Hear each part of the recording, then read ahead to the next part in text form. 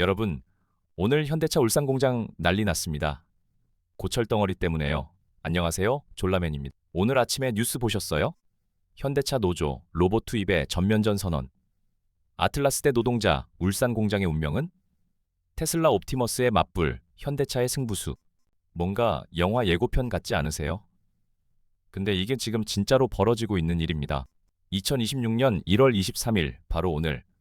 현대차 울산 공장에 아틀라스라는 이름의 휴머노이드 로봇 투입 계획이 발표되었는데요.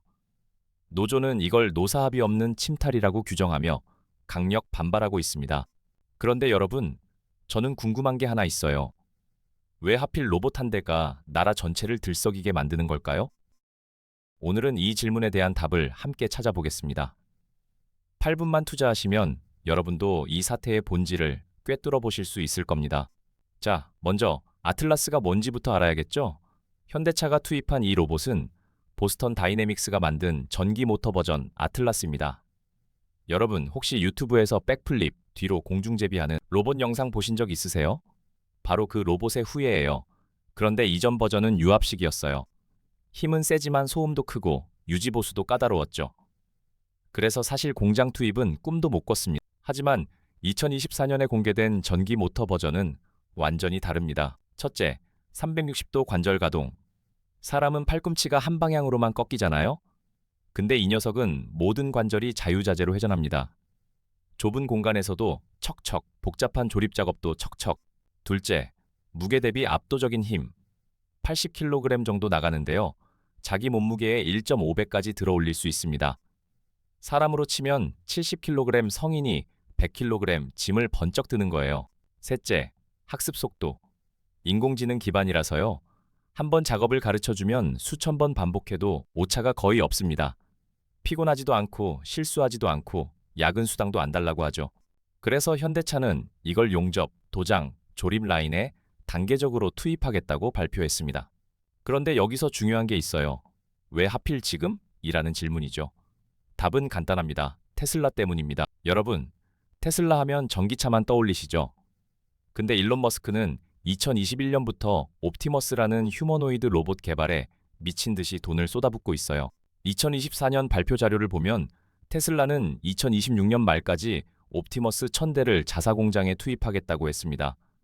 그리고 2027년부터는 외부 판매를 시작한다고요. 예상 가격? 대당 2만에서 3만 달러, 우리 돈으로 2,600만 원에서 3,900만 원 정도. 잠깐, 이게 왜 무서운 숫자냐면요. 현대차 생산직 노동자 한 명의 연간 인건비가 대략 8천만 원입니다. 그런데 로봇 1대 가격이 3천만 원이고 이게 24시간 365일 돌아간다. 단순 계산으로만 봐도 로봇 1대가 3명에서 4명의 노동력을 대체할 수 있어요. 게다가 로봇은 병가도 안 내고 퇴직금도 안 받고 노조 활동도 안 하죠. 그럼 현대차 입장에서는 어떻게 해야 할까요?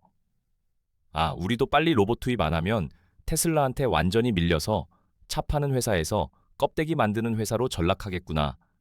이게 지금 현대차 경영진의 솔직한 심정입니다. 실제로 글로벌 자동차 시장은 지금 원가 전쟁 한복판이에요.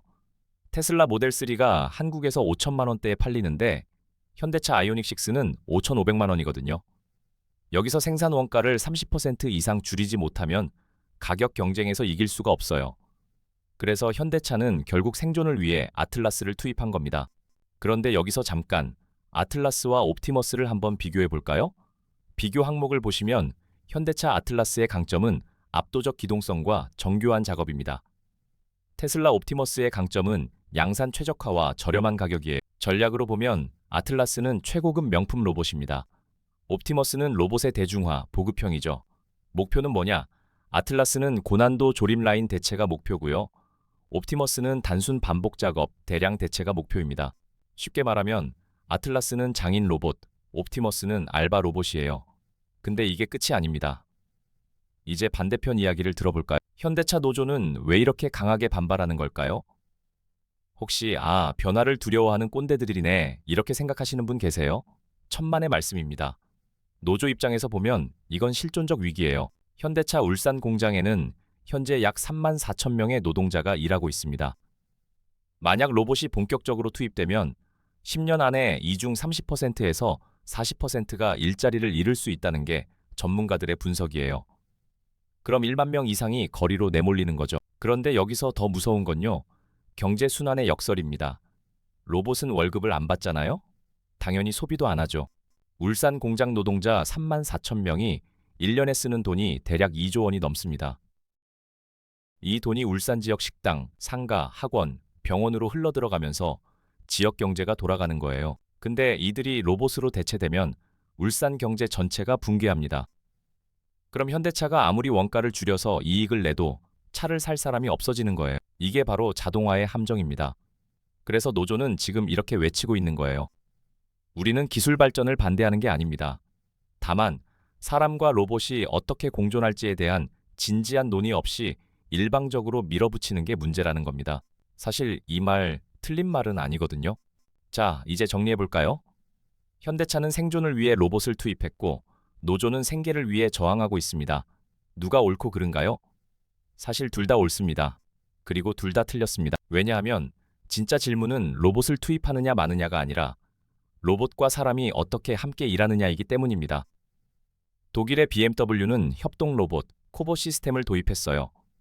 사람이 위험하거나 반복적인 작업은 로봇에게 맡기고 정교한 판단이 필요한 작업은 사람이 하는 거죠. 결과적으로 생산성은 35% 증가했지만 일자리는 줄지 않았습니다. 오히려 노동자들의 만족도가 높아졌어요.